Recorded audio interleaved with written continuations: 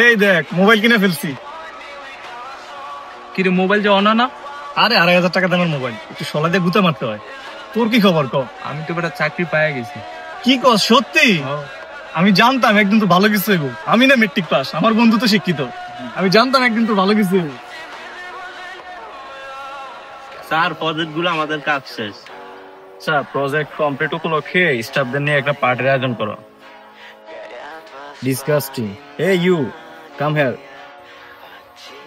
প্রজেক্টের একটা ডিসিপ্লিন আছে, এই ধরনের স্যান্ডেল পরে আর আসবা না।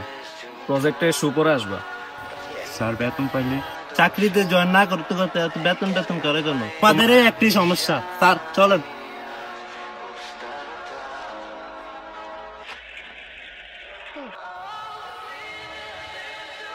দোস্ত কি হয়েছে বল না।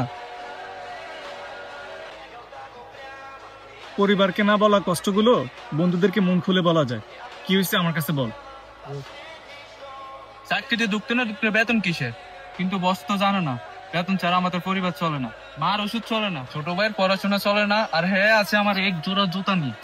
আরে আরে কি করো?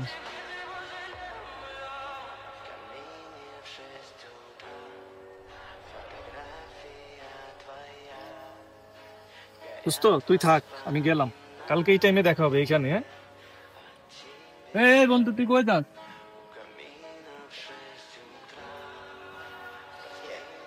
খারাপ সময় কোনো বন্ধুরাই পাশে থাকে না।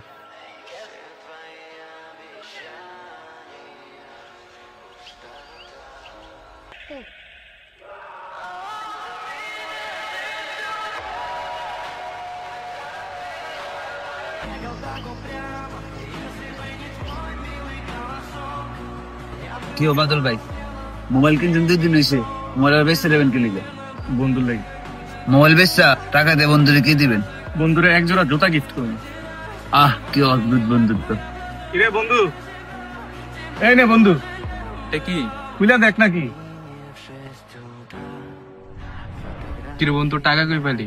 আরে ফোনটা বেচে দিছি, তোর জুতার দরকার না, ফোন পরে নেওয়া যাবে, সমস্যা নেই। তো শপে ফোনটা বেচে লাইলি? আরে দূর ব্যাপার না, চাকরি পেলে নতুন একটা কিনে দিবি ফোন।